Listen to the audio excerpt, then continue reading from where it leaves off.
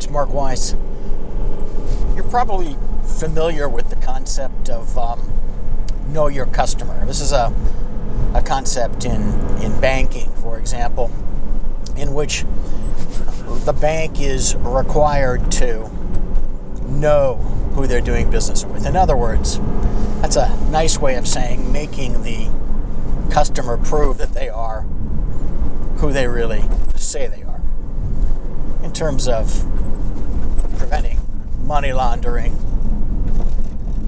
and other criminal activity involving the bank's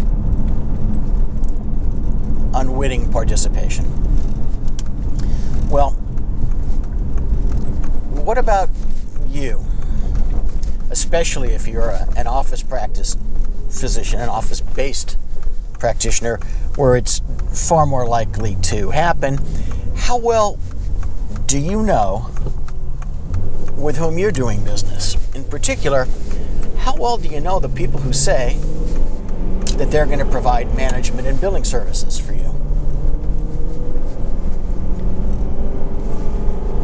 Oftentimes, the kind of scheme I'm going to describe happens when a physician, not quite thinking perhaps, is approached by someone who says, hey, look, we can make your practice so much easier, but you don't have to go and work for some hospital. Just come align yourself with our MSO. After all, we have better rates, and we already manage 12 other physicians. Or sometimes it's, we run a Medi-Spa, but we formed a physician management company, and we're looking for physicians to come in, help become the medical director for our spas. Or even, no, this isn't one of those spa, medical director scams. We want you to come and locate your sort of consumer-focused practice here in our suite. We'll rent you some space, and don't worry, we'll make this easy for you because we're going to do your billing and collection for you. Now, some of those arrangements, although they are all problematic, might be above board in terms of protecting your identity. But unfortunately, many of them are not. The usual way this works is that once the schemers, the scamsters, have your identity, in other words, your Social Security, your EIN number, your Medicare numbers, your Medicaid numbers, and so on, they begin working the system.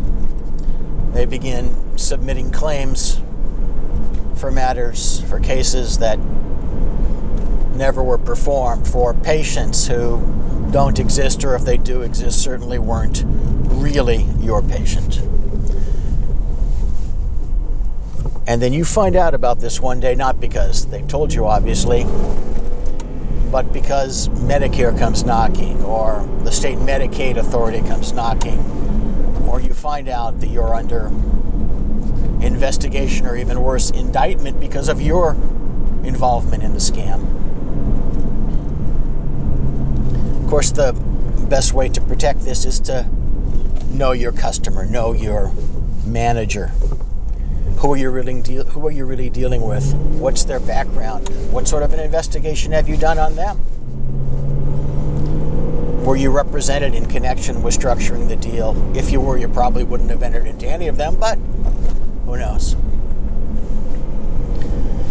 And once you smell trouble, that's when you certainly need counsel, and that's when you begin to immediately need to pull out of these things.